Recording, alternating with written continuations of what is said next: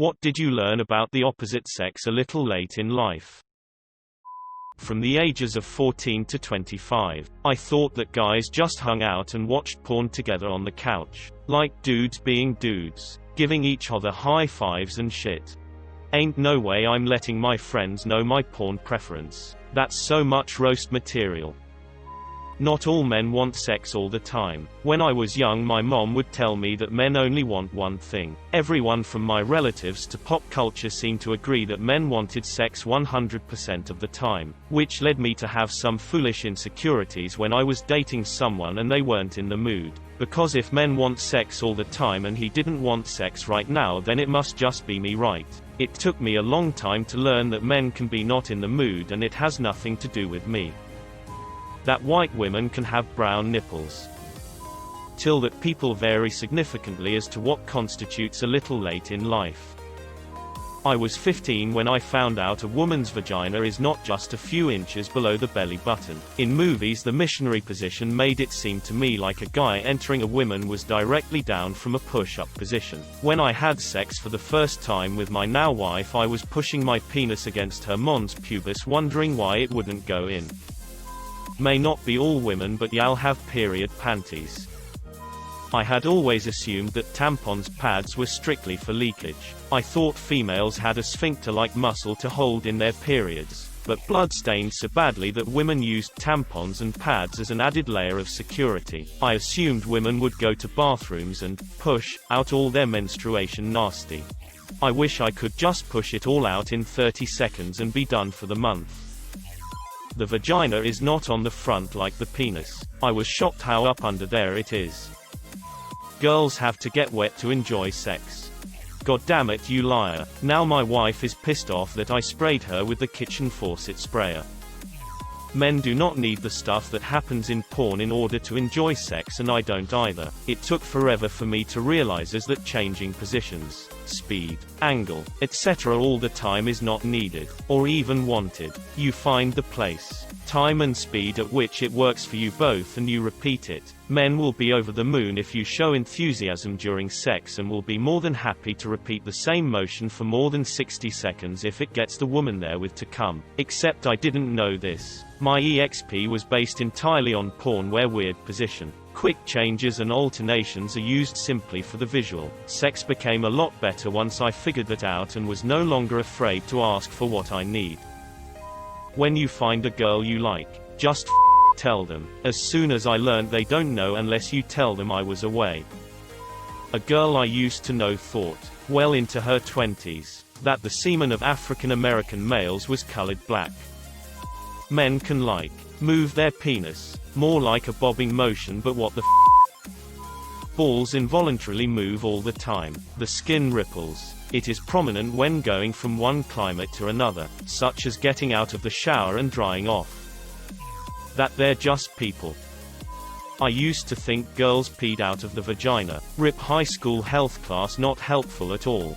This made me laugh. I thought girls peed out of their butts until I was 14. Then, when I was on a ski trip with friends, they made fun of me and called me an idiot and told me that girls peed out of their vaginas. Then, at the ripe age of 25, my sister, who is a health professional, informed me that no, girls do not pee out of their vaginas. So it is out of the butt. I was in a life drawing class when I was 18 and most of us were 18-year-old girls. It was cold that morning, so the nude model's dick looked really small, and I think most of us didn't know dicks could grow because there was giggling. I'm sorry, Tim. We know your dick isn't always small now. As a life model, I can tell you the people that run the class would also prefer that we weren't rock hard around a bunch of 18-year-old girls. It kinda gives off the wrong impression of why you're there in the first place, lol. I was a young boy. I kicked my older sister in the crotch. Found out that girls don't have the male genitalia. That's my purse. I don't know you. I felt guilty for playing with their tits during sex. I assumed they got no pleasure out of it. Turns out they usually love it too. If ya know what you're doing, go for them titties. Don't anime grope them though. Women's farts can travel from their buttholes and get caught in their vaginas. That was a secret to me for nearly 25 years as a man. I know now. Ladies, forgive me for questioning the validity of Mr. Panta-sniffing Ninja's statement, but I'd love a second opinion. Yeah, it's like a bubble. Super gross. That menopause thing, I thought it was something that happened kind of suddenly, and was over within a few weeks. No, you younger guys out there, get ready. I lived a very sheltered life until I was about 16. Some of the seniors in my sophomore math class were talking about donating sperm. I assumed they had some sort of slang word for peeing in a cup, and I asked where could I go and get paid to pee in a cup. Vaginas vary in size just as much as penises do. It's not my fault I have a wide-set vagina. I have had mostly male friends in my life, so naturally most of the nights of heavy drinking have been predominantly with men, but the other night I got drunk and was with mostly women, and let me say, the way drunk women gas each other up is the greatest thing. Just raining compliments on each other non-stop. How kind and trustworthy she is. How great her outfit is today and every day. How proud we are of her new job, etc., etc. Getting myself caught in the crossfire and being on the receiving end of that unrelenting love, especially while plastered, was something I have never experienced with my guy friends. Also made me realize how good it feels to let your friends know how great they are. Like, why don't I do that more often? The bit under the head of the dick is called a frenulum, and it's a good place to put a vibrator. I discovered this when some friends were talking about it, and I had an image of them holding a Hitachi under their tongue. Holding a Hitachi under their tongue. I read that as hibachi and I thought, what the f are they grilling? I kid you not.